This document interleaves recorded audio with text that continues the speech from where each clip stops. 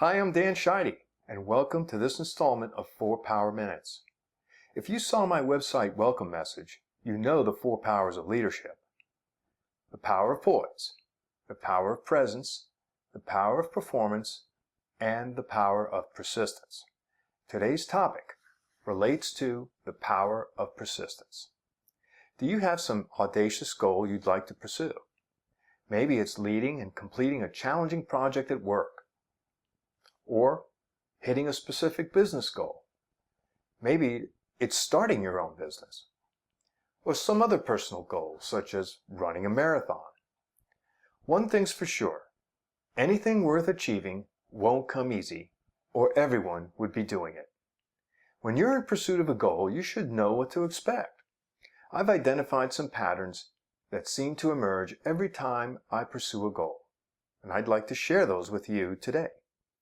Let's take a look at what I call the challenge curve. When you set out to achieve any goal worth pursuing, you're certainly going to encounter resistance. Often people who set out on a goal have an inaccurate perspective of what that resistance looks like and how it will challenge you deep down inside. Let's assume you're starting out in pursuit of a goal and that you have a reasonably good idea at the start. By this I mean that the goal being pursued actually has value and a reasonable chance of success. Many people starting out may think that the road to the goal is a straight shot to the top. Sure, it will take time and effort, but success is not directly proportional to the amount of time and effort expended. If only it were that easy. Others are more realistic. They know that the road to the goal will not be a straight shot, but will have its bumps, twists, and turns. Nonetheless, the feeling is that the trajectory is pretty much upward as long as we persist in putting in the time and effort required. Reality is still quite different. The challenge curve that life repeatedly throws at us actually looks more like this. All pursuits seem to start with energy and excitement as success stimulates our senses. The excitement builds. At this point, you may feel a sense of dominance and strength. Life is looking good. Then the first challenge comes. At first, there's no panic. It's just a setback. Until you realize that the challenge is more severe than you originally thought. That's when you start to sweat, and doubt starts to creep into your head. The negative self-talk in your mind gets louder and louder. Soon after, anxiety is on the rise as you realize that your goal is in dire jeopardy. That's when you might start to wonder why in the world you ever decided to pursue this darn goal in the first place. Then comes that sinking feeling that quitting may actually be the best option.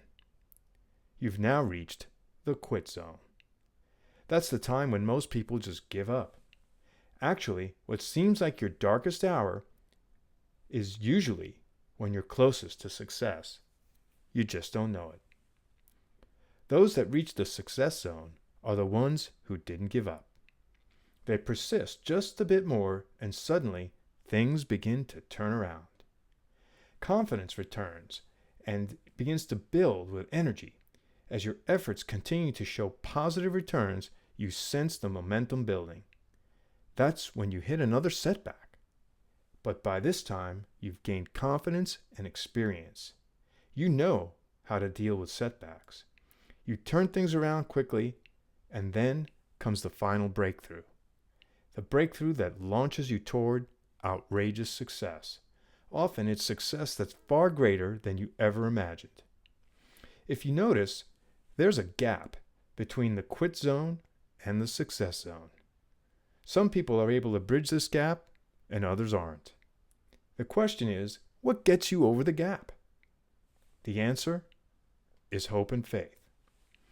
Some people just have a deep sense of faith in their ability, in their importance of their mission, and even faith in God. They have a sense of mission that overrides fear and any desire to quit. No matter the obstacle, they maintain their optimism and continue pressing forward. There's a famous quote by General Gordon Sullivan that's been very popular in years past among corporate leaders. Hope is not a method. Now that's certainly true. Hope alone never converts goals into reality. But successful people always keep hope in their method. That's what great leaders do. They mix powerful emotions like hope and faith with a solid plan. They invoke the power of persistence in pursuing their goals. Leaders treat their goals as immovable objects, and the only thing that's negotiable is how they reach their goal. They may alter their path toward the goal, but they never surrender in its pursuit. I've personally experienced the effects of the challenge curve in my life. Have you?